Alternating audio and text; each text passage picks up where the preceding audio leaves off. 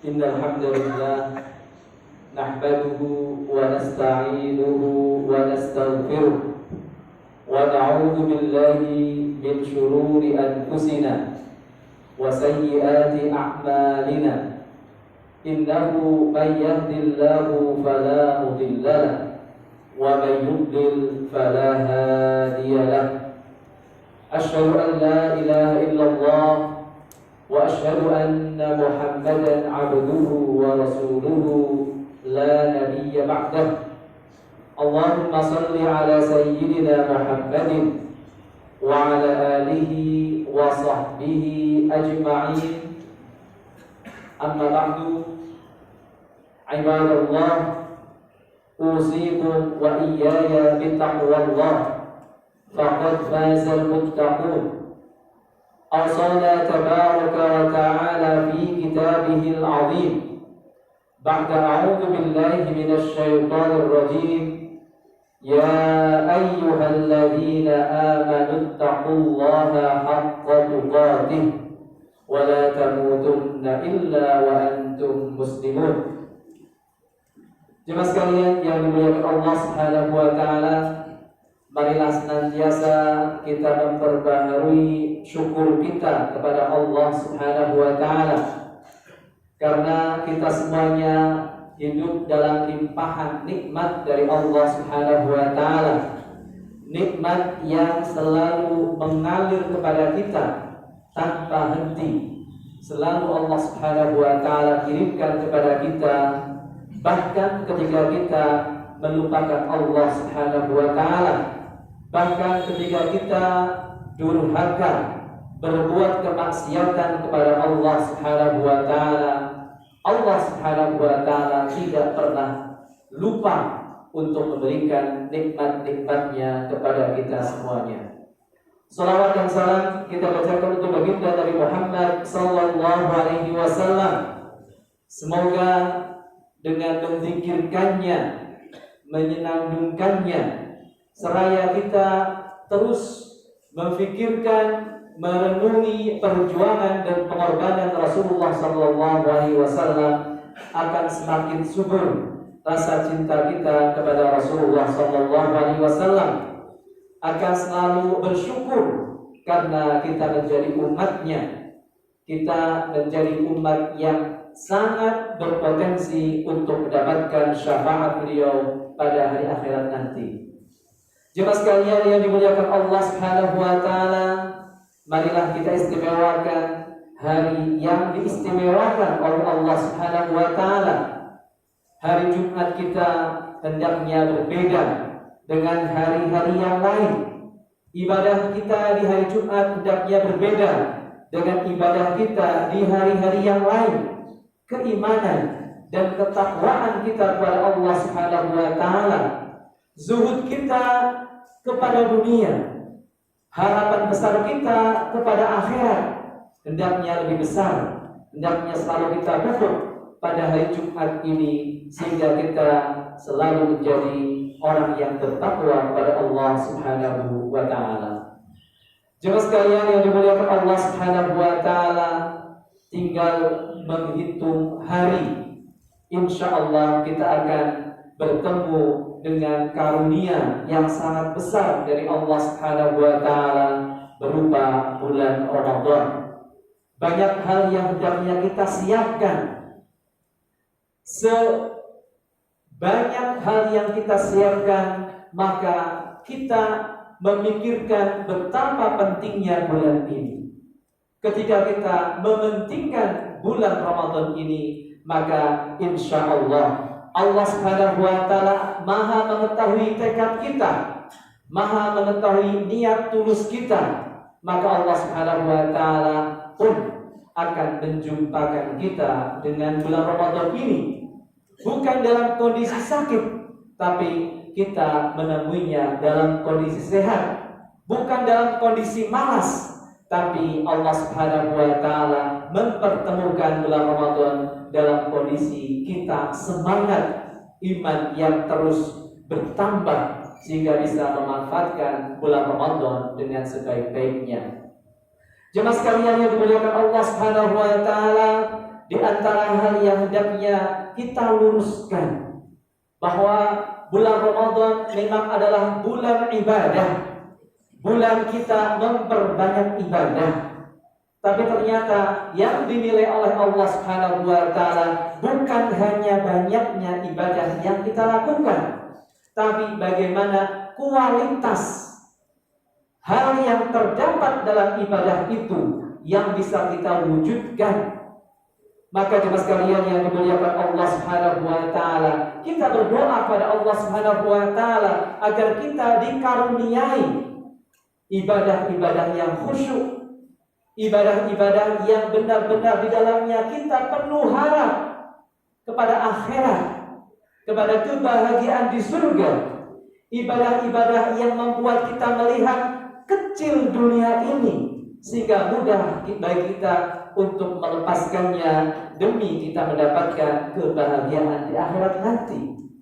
Oleh karena itu jemaah sekalian yang dimuliakan Allah Subhanahu wa taala, saya ingin membacakan sebuah hadis Rasulullah SAW yang menceritakan bagaimana semangatnya para sahabat dalam beribadah pada Allah Subhanahu wa taala.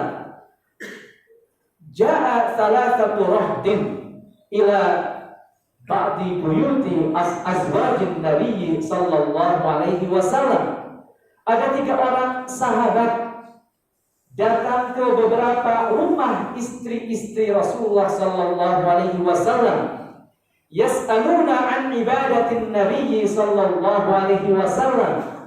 Mereka menanyakan bagaimana ibadah Rasulullah sallallahu alaihi wasallam di rumah. Mereka menyadari bahwa ada banyak hal tentang Rasulullah sallallahu alaihi wasallam yang tidak mereka ketahui. Mereka hanya mengetahui bagaimana ibadah Rasulullah sallallahu alaihi wasallam ketika beliau di masjid, ketika beliau dalam perjalanan, ketika beliau berjihad. Tapi apa yang dilakukan oleh Rasulullah sallallahu alaihi wasallam di malam hari, sehari-hari bersama istri-istri beliau?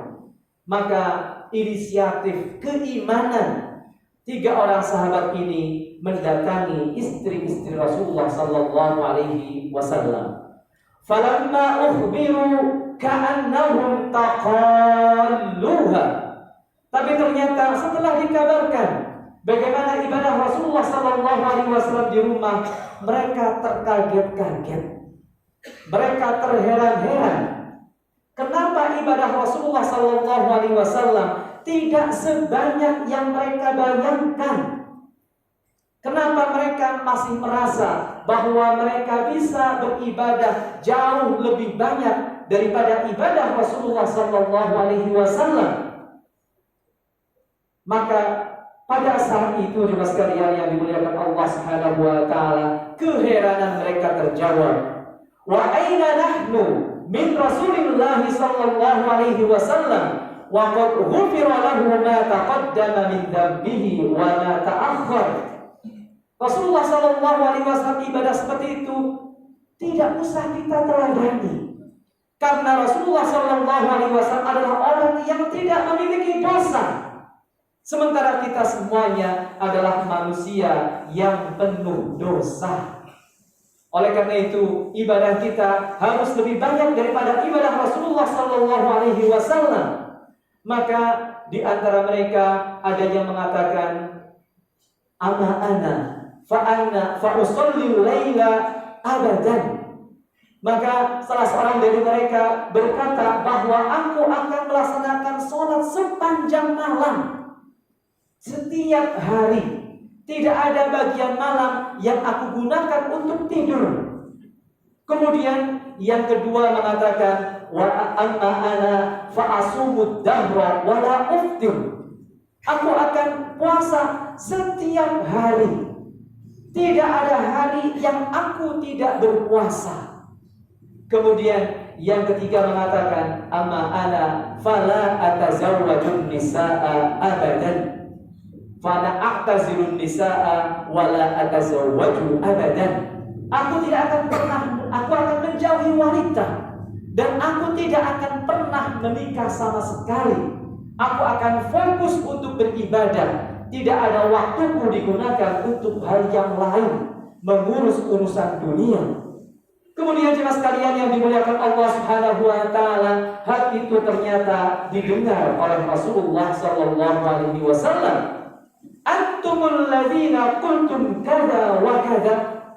Kalian, apakah kalian yang telah mengatakan akan sholat sepanjang malam, akan puasa setiap hari, akan menjauhi wanita dan tidak akan pernah menikah? Wallahi inni la ahsyakum lillahi wa atqakum lahu. Demi Allah, akulah orang yang paling takut kepada Allah Subhanahu wa taala di antara kalian. Akulah orang yang paling bertakwa kepada Allah Subhanahu wa taala di antara kalian. Walakinni usolli wa arku. Tapi tidak sepanjang malam aku sholat. Ada malam kugunakan untuk sholat, ada bagian malam kugunakan untuk tidur. Wa asumu wa uftir. Ada hari aku berpuasa, ada hari aku tidak berpuasa. Wa atazawwajun nisa. Dan aku pun menikahi para wanita. Faman radiba an sunnati falaysa minni. Orang yang tidak senang dengan sunnahku, maka dia tidak termasuk golonganku.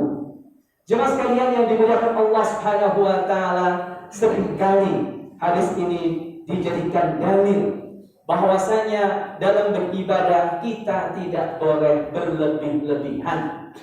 Kita adalah ummatan wasatah, umat yang wasati, umat yang tengah-tengah, umat yang seimbang dalam memandang segala hal. Urusan kita tidak hanya dalam ibadah, kita mempunyai kewajiban dalam berbagai sisi kehidupan kita yang semuanya harus kita tunaikan. Kewajiban kepada Allah Subhanahu wa taala, kewajiban kepada keluarga kita, kewajiban untuk fisik kita, kewajiban untuk masyarakat kita. Dan kalau kita fokus dengan hanya satu kewajiban saja, maka akan banyak kewajiban yang terbengkalaikan. Namun jemaah sekalian yang dimuliakan Allah Subhanahu wa taala, dalam menghadapi bulan Ramadan, hadis ini memberikan inspirasi kepada kita semuanya. Tentang apa? Yaitu tentang kualitas beribadah. Para sahabat mungkin bisa beribadah jauh lebih banyak daripada Rasulullah sallallahu alaihi wasallam. Rasulullah sallallahu alaihi wasallam ada bagian malam untuk sholat, ada bagian malam untuk tidur. Sahabat mungkin bisa sepanjang malam sholat. Rasulullah sallallahu alaihi wasallam ada hari untuk berpuasa, ada hari tidak berpuasa. Sahabat mungkin puasa setiap hari. Tetapi mereka tidak pernah bisa lebih takut kepada Allah Subhanahu wa taala. Mereka tidak akan bisa pernah lebih bertakwa kepada Allah Subhanahu wa taala. Padahal ketakwaan, rasa takut kepada Allah Subhanahu wa taala itulah yang akan memberi bobot dalam ibadah-ibadah kita. Oleh karena itu Allah Subhanahu wa taala berfirman, "Ya ayyuhalladzina amanu kutiba alaikumus siyamu kama kutiba alal ladzina min qablikum la'allakum tattaqun." Hendaknya ibadah puasa yang kita lakukan dengan menghadirkan ketakwaan. Bukan sekedar berpuasa untuk menjadi hamba yang bertakwa, bukan sekedar itu. Tetapi kita awali puasa kita dengan perasaan rasa takut kepada Allah Subhanahu wa taala, dengan benar-benar mengharap kebahagiaan surga, dengan benar-benar merasa takut kepada siksa neraka. Itulah jemaah sekalian yang dimuliakan Allah Subhanahu wa taala, yang Allah inginkan. Suasana hati saat kita beribadah berpuasa, maka yang kita hadirkan adalah la'allakum tattaqun. Karena rasa lapar kita, dahaga kita tidak dinilai oleh Allah Subhanahu wa taala. Sama seperti ibadah kurban. La yanalallaha luhumuha wala dima'uha walakin yanaluhut taqwa minkum. Tidak akan sampai kepada Allah daging-daging binatang kurban, darah-darahnya. Yang akan sampai kepada Allah, yang akan dinilai oleh Allah Subhanahu wa Ta'ala, kemudian dibalas pahala adalah ketakwaan saat kita melaksanakan ibadah kurban tersebut. Oleh karena itu jemaah sekalian yang dimuliakan Allah Subhanahu wa Ta'ala, beribadah itu adalah wujud fisik dari ubudiyah kita, dari penghambaan kita kepada Allah Subhanahu wa Ta'ala. Kita memperbaiki gerakan kita dalam beribadah. Kita memperbaiki bacaan kita dalam beribadah. Kita memperbaiki ketenangan, kekhusyuan kita dalam beribadah. Tapi lebih fokuslah kita menghadirkan penghambaan kita kepada Allah Subhanahu wa Ta'ala dalam ibadah-ibadah itu. Bagaimana kecilnya kita berhadapan dengan Allah Subhanahu wa Ta'ala yang maha besar. Kita hadirkan bodohnya kita di hadapan Allah Subhanahu wa Ta'ala yang maha mengetahui. Lemahnya kita di hadapan Allah Subhanahu wa Ta'ala yang maha kuat. Hinanya kita di hadapan Allah Subhanahu wa Ta'ala yang maha agung. Jemaah sekalian yang dimuliakan Allah Subhanahu wa Ta'ala, hal itulah yang hendaknya kita hadirkan, dan itulah yang sangat diridhoi oleh Allah Subhanahu wa Ta'ala, dan itu pula yang akan menjadi bobot ibadah-ibadah kita. Para ulama mengibaratkan banyaknya ibadah yang kita lakukan adalah seperti kita mempunyai banyak keranjang pahala. Salat kita sekian rakaat, maka keranjang pahala kita ada beberapa buah. Tilawah kita khatam sekian kali, maka kita memiliki keranjang pahala yang demikian banyaknya. Tapi jemaah sekalian yang dimuliakan Allah Subhanahu wa Ta'ala, keranjang hanyalah sekedar keranjang. Keranjang tidak akan ada nilainya kalau tidak ada isinya.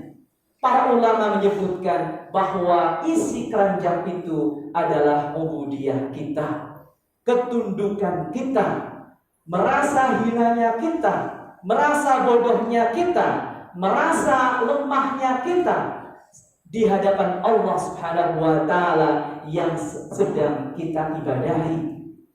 Oleh karena itu jemaah sekalian yang dimuliakan Allah Subhanahu wa Ta'ala, Allah sudah siapkan semuanya.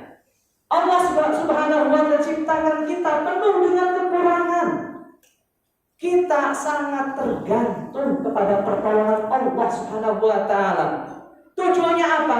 Tujuannya agar kita menengadahkan tangan kita, memohon dengan setulus-tulusnya kepada Allah Subhanahu wa Ta'ala. Sebagaimana yang Allah firmankan dalam sebuah hadis qudsi, ya ibadi kullukum dhallun illa man hadaituhu fastahduni ahdikum. Hamba-hambaku, semua kalian adalah tersesat kecuali orang-orang yang aku beri hidayah, maka mintalah hidayah kepadaku, tentu akan aku beri. Bahkan jemaah sekalian yang dimuliakan Allah Subhanahu wa Ta'ala, sesuatu yang kita syukuri, sesuatu yang kita banggakan, kita akhirnya menjadi orang-orang yang taat kepada Allah, orang yang selalu melaksanakan kewajiban-kewajibannya, yang selalu meninggalkan larangan-larangannya, yang menurut kita itu adalah hasil kerja keras kita, yang itu merupakan pilihan berat kita. Ternyata Allah Subhanahu wa Ta'ala berfirman, itu adalah hidayah dari Allah. Jangan pernah kita menyombongkan kesolehan kita. Jangan pernah kita menyombongkan ketaatan kita, kedekatan kita ke masjid. Karena apa? Itu murni hidayah dari Allah Subhanahu wa Ta'ala. Maka kita diperintahkan setiap hari untuk memohon ihdinas siratal mustaqim. Bukannya kita belum tahu jalan hidayah, bukannya kita belum dapat hidayah, tapi hidayah ini mudah sekali Allah Subhanahu wa taala cabut ketika Allah menghendakinya. Maka kita memohon dengan penuh pengharapan, hidayah itu selalu Allah lestarikan, Allah pelihara dalam hati kita. Jemaah sekalian yang dimuliakan Allah Subhanahu wa taala, itu sudah Allah sediakan, siapkan agar kita merasa lemah, bahwa kita ini tidak ada apa-apanya. Kita tidak bisa makan kalau Allah tidak beri. Kita tidak bisa berpakaian kalau tidak Allah beri. Bahkan saking cintanya Allah Subhanahu wa taala kepada kita, sulit kita untuk tunduk kepada Allah, memohon kepada Allah, maka Allah berikan kita sakit. Dalam sebuah hadis qudsi, innallaha tabaraka wa ta'ala yaqulu yaumal qiyamah, ibna Adam maridtu falam ta'udni kaifa a'uduka wa anta rabbul alamin. Pada hari kiamat nanti Allah Subhanahu wa taala akan memanggil manusia, aku sakit, kenapa kau tidak menjengukku? Maka manusia itu bertanya kepada Allah Subhanahu wa taala, bagaimana aku menjengukmu? Engkau adalah Tuhan semesta alam. Ala alimta anna fulanan marido, anna abdan marido, falam ta'udhu. Alma alimta annaka law udtahu lawajadtani indahu. Bukankah kau mengetahui bahwa si fulan itu sakit, tapi kau tidak menjenguknya? Bukankah kau tahu bahwa seandainya kau menjenguknya, maka kau akan dapatiku bersamanya? Jemaah sekalian yang dimuliakan Allah Subhanahu wa taala, seringkali hadis ini menjadi dalil keutamaan menjenguk orang sakit. Tapi dalam menyambut bulan Ramadan, jemaah sekalian yang dimuliakan Allah Subhanahu wa taala, hadis ini adalah hadis keutamaan sakit. Ternyata sakit itu adalah nikmat dari Allah Subhanahu wa taala. Kita yang sangat sulit untuk berdoa, sangat sulit untuk bertawakal, sangat sulit untuk bersyukur, sangat sulit untuk ingat kematian, sangat sulit untuk ingat akhirat. Allah Subhanahu wa taala berikan kita sakit, kita terus-menerus berdoa, kita terus-menerus bertawakal, kita ingat kematian, kita mensyukuri nikmat kesehatan yang selama ini kita dapatkan. Maka ketika bersyukur, ketika bersabar, tawakal, ingat akhirat, berdoa, Allah pun ridho, Allah pun dekat dengannya.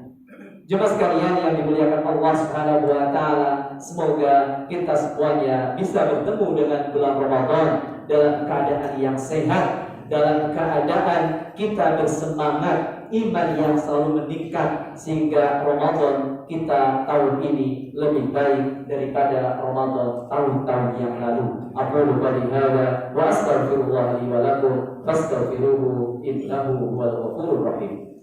Allahumma shalli ala sayyidina Muhammad wa ala ali sayyidina Muhammad. Innal hamdalillah wassalatu wassalamu ala Rasulillah wa ala alihi wa ashabihi wa man wala, la haula wa la quwwata illa billah. Usikum wa iyaya bittaqwallah faqad fazal muttaqun. أوصانا تبارك وتعالى في كتابه العظيم بعد أعوذ بالله من الشيطان الرجيم يا أيها الذين آمنوا اتقوا الله حق تقاته ولا تموتن إلا وأنتم مسلمون. عباد الله ادعوا الله تعالى وأنتم موقنون بالإجابة. اللهم اغفر للمسلمين والمسلمات والمؤمنين والمؤمنات الأحياء منهم والأموات إنك سميع قريب مجيب الدعوات. اللهم آت نفوسنا تقواها وزكها أنت خير من زكاها أنت وليها ومولاها. اللهم أحسن عاقبتنا في الأمور كلها وأجرنا من خزي الدنيا وعذاب الآخرة. اللهم انصر إخواننا في تركيا وسوريا. اللهم انصر إخواننا في تركيا وسوريا. اللهم انصر إخواننا في تركيا وسوريا. ربنا آتنا في الدنيا حسنة وفي الآخرة حسنة وقنا عذاب النار. وصلى الله على سيدنا محمد وعلى آله وصحبه وبارك وسلم والحمد لله رب العالمين. إن الله يأمر بالعدل والإحسان وإيتاء ذي القربى وينهى عن الفحشاء والمنكر والبغي يعظكم لعلكم تذكرون. فاذكروا الله يذكركم واشكروه على نعمه يزدكم واسألوه من فضله يؤتكم ولذكر الله أكبر وأقم الصلاة.